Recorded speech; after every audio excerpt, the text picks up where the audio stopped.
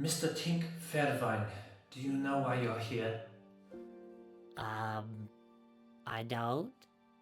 Well, you are here for questioning after you and your allies were seen at the scene of the crime of the terrorist organization Havoc Unleashed.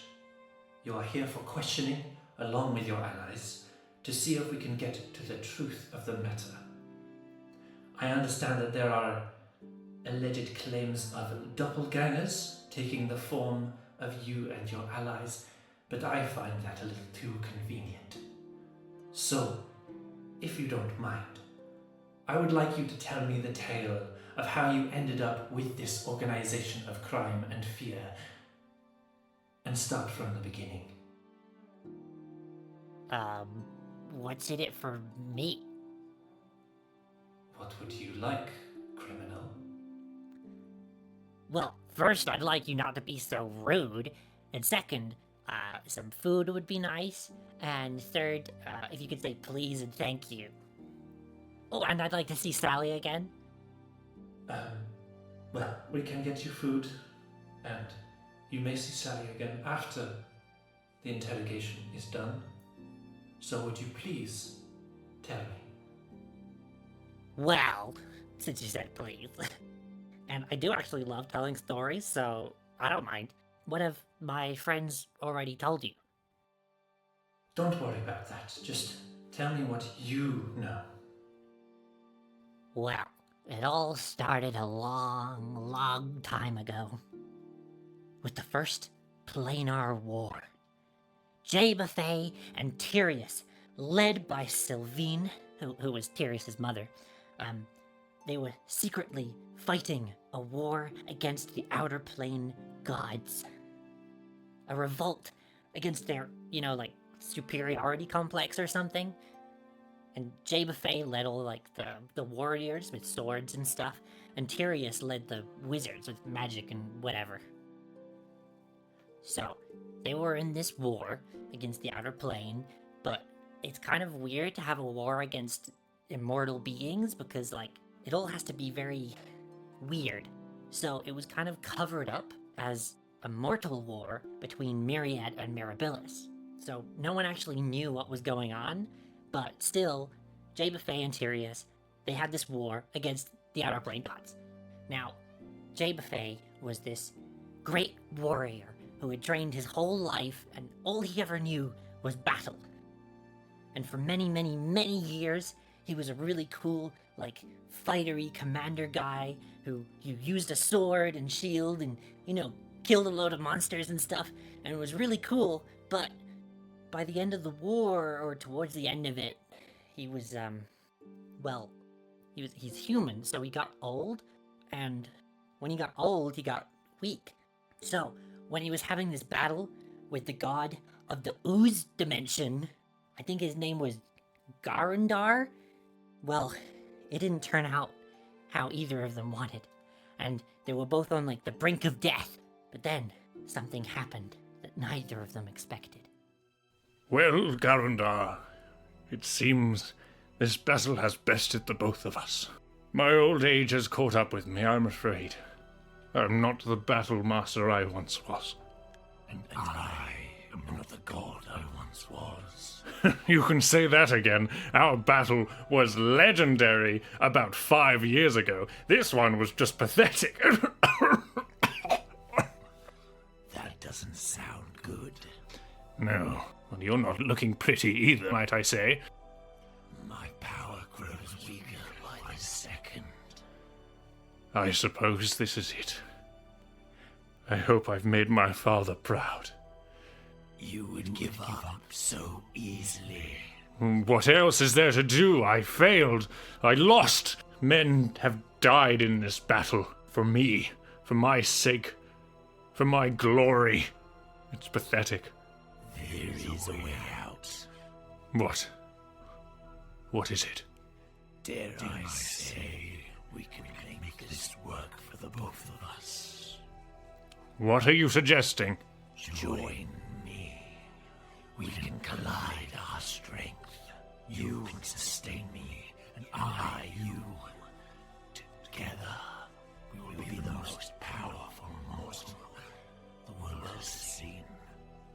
Well now, you're starting to speak my language. How do I know you're not just using me?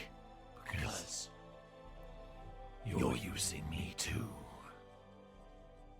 And so Jay Buffet and Ghaunadaur collided and became one, and Jay Buffet regained his strength, now with the new powers of the god Ooze, or whatever he is. He was unstoppable. And so the war started to look more in favor of the mortals. But while that was going on, the mage Tyrius was on a secret mission sent by his mother to find the Tablet of Creation. Ooh. It's like an ancient relic that you can inscribe things on it and it makes it true. So basically, Tyrius was going to use this tablet to kill the gods. But when Jay Buffet found out, he knew that if the gods died, he would die too. And also, he was kind of starting to like Ghaunadaur, and maybe the other gods aren't so bad, so it was kind of complicated. So Jay and Tyrius fought, and Jay won. With the help of the god Ooze inside of him, he defeated Tyrius in battle and claimed the tablet for himself, and used it instead of killing the gods, locking them out.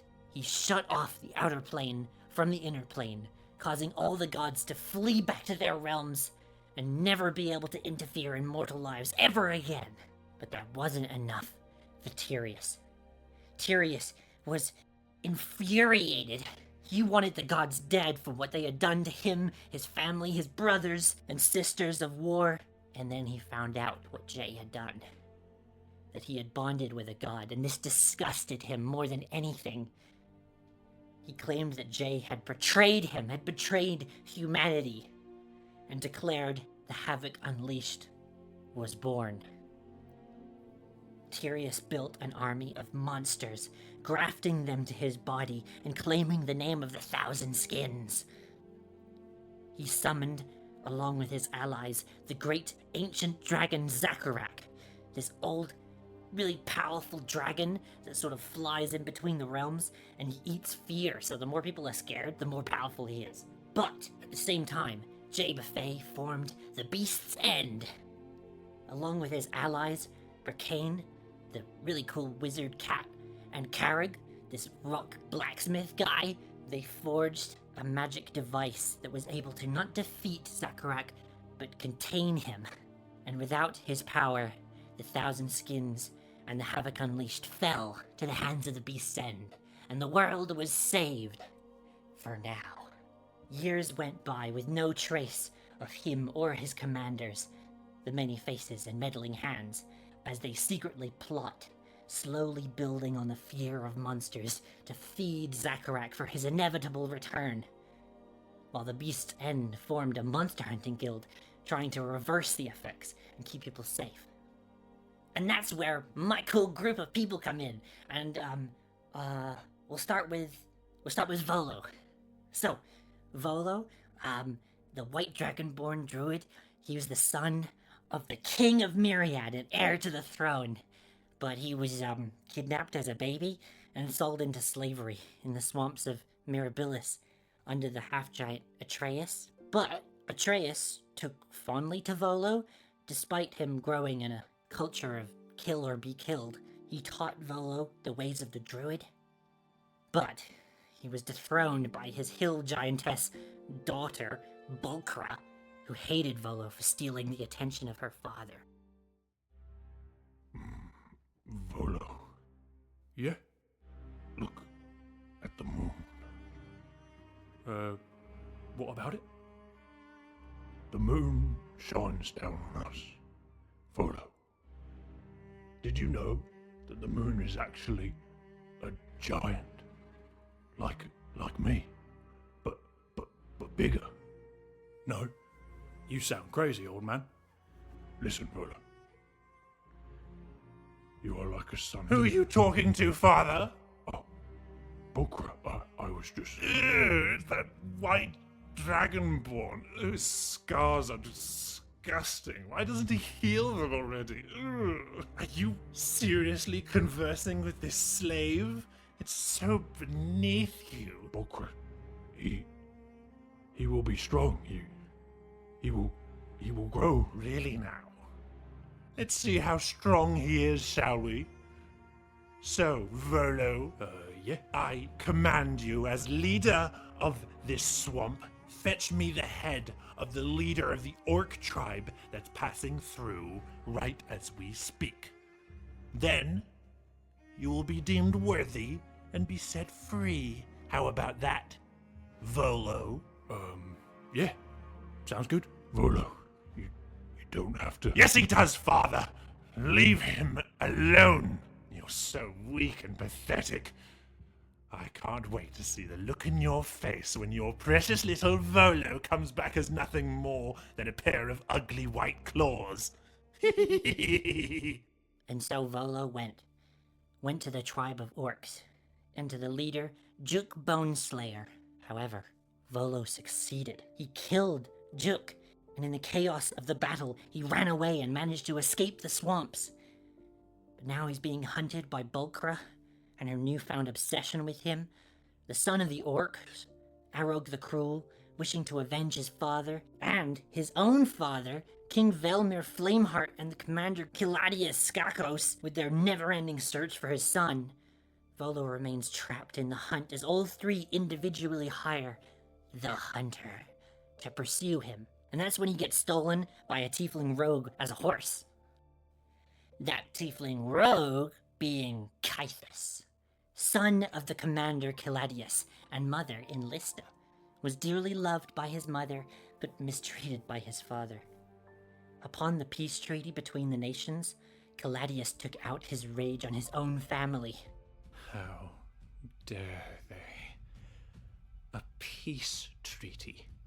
A peace treaty. We will never have peace with the disgusting nation of Mirabilis. They need to bow to the king. I must do something. I need to. Gladius, please. The war's over. You can be here now. You can be with us, with your son. He misses you. You can be present now. How dare you? My son, your lives mean nothing. What matters is that the king is brought to where he deserves to be. Myriads pure versus the disgusting rabble of Mirabilis. They need to burn. Everything needs to burn. And with that, Gladius's tiefling nature overcome him, and as he beat in Lista, the fire spread from her body to the house, where his son Kythus was listening at the top of the stairs. The fire spread quickly, but Kythus managed to escape. With the yelling of his father behind him, he ran, and he ran, and he ran, and he didn't stop until he reached all the way to Mirabilis. But the people of that nation didn't look kindly on him. They thought he was a spy of Myriad sent to restart the war, to keep it going. And so Kythus was chained up and berated and beaten by the town. Luckily, a deaf Kenku named Inscriber rescued him and taught him how to harness psionically his trauma against his foes. And he was raised by her in the mountains, eventually leaving, wanting to make Enlista, Inscriber, and secretly Gladius proud. He made his way to join the Beast's End to prove his worth, stealing the horse Volo as he hid from the orcs. Now, speaking of orcs, I get to talk about Simon! So, Simon was originally named Dervek the Coward. Well, not originally the Coward, he was just Dervek. And he was the son of the chief of that pack of orcs. Juk taught him a life of battle and bloodshed, which connected with his brother Aerog. But Dervek was more akin to his mother, Nem the Fearless. His mom unfortunately died during a raid of an elven village. Dervak was commanded to lead the pack to retaliate against her killers, but couldn't bring himself to continue the cycle of bloodshed. Dervak? Where are you, son? I'm here, Father. I'm sorry. I couldn't do it. You betray your tribe. You betray your mother. How dare you? But she wouldn't have wanted this. They were innocent. They were just protecting themselves. They killed your mother. Where's your rage? Where's your bloodshed? I can't do it. I'm sorry, Father. Don't call me that. What? Why? You are no son of mine. I declare you Dervak the coward, and Dervak the coward is dead. You are no son of mine. And so, Juk left his son to die in the woods. But he survived and managed to find his way to the outskirts of Cornbrook, where he's taken in by the Fairvine family, halfling mug farmers. And there, he focused his rage to protect his new family, and especially young Sally, who gave him his new name, Simon Fairvine. And well, Sally is more than just a farmer. She is the descendant of a line of chosen saints and pawns of the god Primus of the Outer Plane Mechanus. Powerful magic flows through the females, passed on from her grandmother, mother, and finally, after having a lot of sons, was given to Sally. However, with the sealing of the plains came silence. Primus was gone, and Sarah wanted her daughter to live a normal life, free of its influence, and so kept her true nature a secret. Much to the dismay of devout follower Sylvie, her grandmother. But subconsciously, Sarah still wanted Sally to grow and be a powerful sorceress and to be protected. And so, she went to Simon. Simon, could we talk? Yeah, of course, Sarah, Miss Fairvine. Oh, there's no need for that.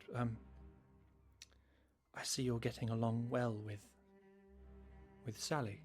Yeah, she's fun and she's nice. Yes, she's very fun. Have I done something wrong? No, Simon. It's not what you've done. It's what I would like you to do. What is it? You see, Sally is more special than she realizes. Well, any mother would say that. No, Simon. It doesn't matter. What she is in danger. And my powers are fading. I don't know for how long I can be the one to protect her. And I see potential in you. So does Sally. So does my husband. Thank you. Yes. Well, I'd like you to take care of her. I'd like you to protect my daughter. And in return, you will be welcomed as one of the family. Yeah, I could do that. Of course. I'll protect your daughter, Miss Fairvine. Thank you. Please call me Mother. I'd rather... Mom, have you seen Simon? I've been looking everywhere for it. Oh, there you are, you old goof. Come on, the daisies have just bloomed. Let's go see him. Hi, Sally. I was just talking... No. It's fine. Go. But think about what I asked you here today. Yeah, of course. Come on, Simon, let's go. And so, brother and sister, protector and sorceress. But little did Sarah know that Primus had enemies within the inner planes. Namely, the Arch-Fey Hirsum, the Prince of Fools. Knowing that the sealing of the planes was only temporary, he took the opportunity to prank Primus, his arch-nemesis. He sought to manipulate his descendant of the material plane, turning Sally away from his boring neutrality to Hirsum's world of chaos. He made, to accommodate Sally's fondness for tinkering, me a baby robotic mockery of the Primus Modrons. I was sent to Sally, who, of course, immediately fell in love with me and allowed me to lead her into the ways of chaos. Although, Hirsum could not have predicted that I would, in return, fall in love with Sally, too. And now she's my mom and my best friend, and I grew an eye and a mouth and wings and stuff, and we're a big family, and it's awesome. Anyway, I need to talk about badgers now. So, Loafi Beats, or is it Loafi? I don't remember. The daughter of Torbulk, the badger tamer, and Mokia, the expert scout. Members of the Beats clan, a nomadic tribe of around 50 Goliaths of different ancestries who traveled along the northern plains and mountains of Mirabilis, thriving where others could not. She also had this cool uncle called Groove, who planted the seeds to Loafi's bardic roots with his endless charm and devious wit. They lived happily until the Great Badger Incident, where Torbulk loosened his grip upon the badgers and they went wild, leading to the loss of many resources and several toads. Their family was expelled from the clan and moved to the barren desert south of Mirabilis, where they struggled to make ends meet. Get it? Anyway, that's where Draman Sinara was introduced. A cold, cunning, manipulative jester of a dance instructor. Offered a way out of their rent problems, requesting Loafi as a dancer to replace those who died in his rigorous training.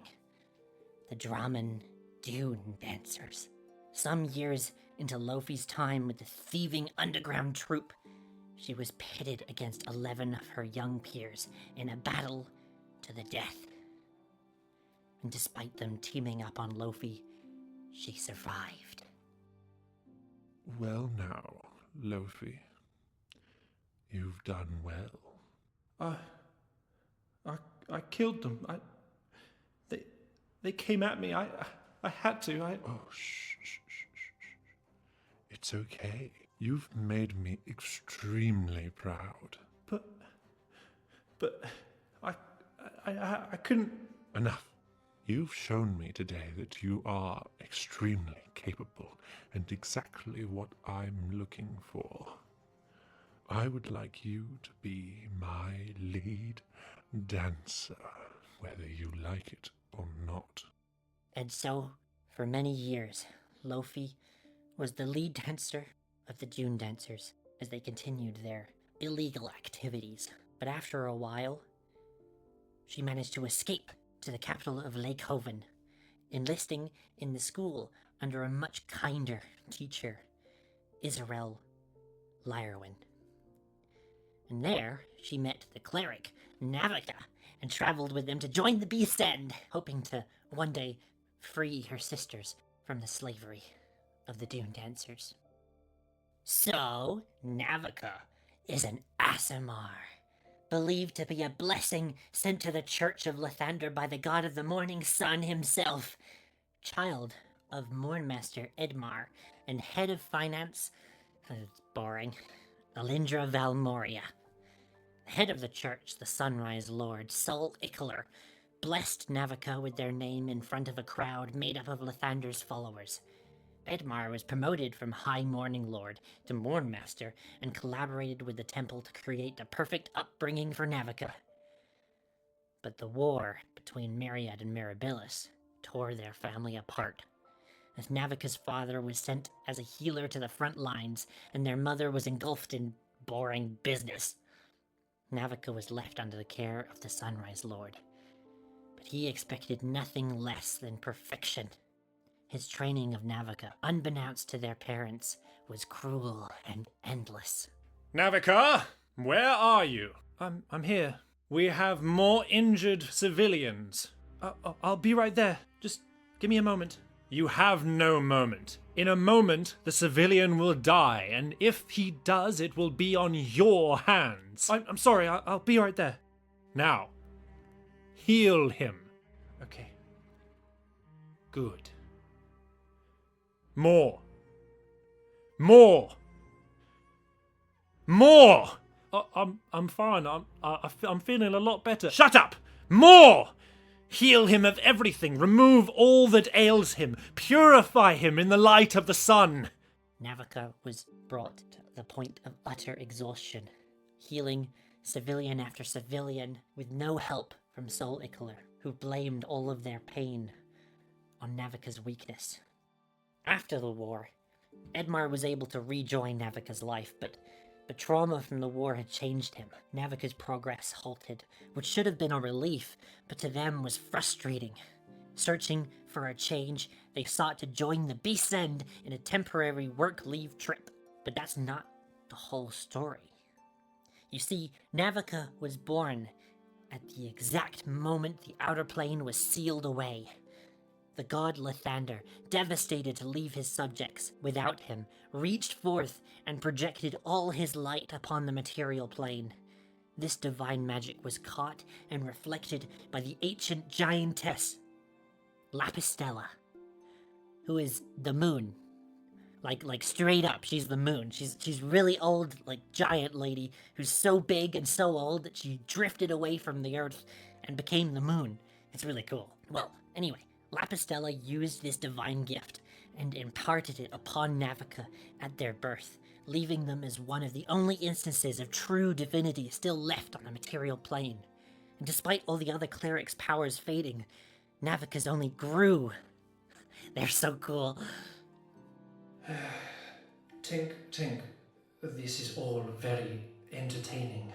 Thank you for the wonderful introductions to your merry band of criminals. But I will ask that you get to the point. How does this end with you, allegedly, fighting the 1,000 skins? I'll tell you more. But first, I want a cookie break. And I want to see Sally. No. You will see Sally after the interrogation. Fine. I'm still getting that cookie. Okay, I will get you a cookie. Stay here. Awesome. Next time on the Tink Interrogation, find out how the group gathered together in the Beast's End and fought off many monsters as the plot of the Havoc Unleashed slowly builds. Find out next time!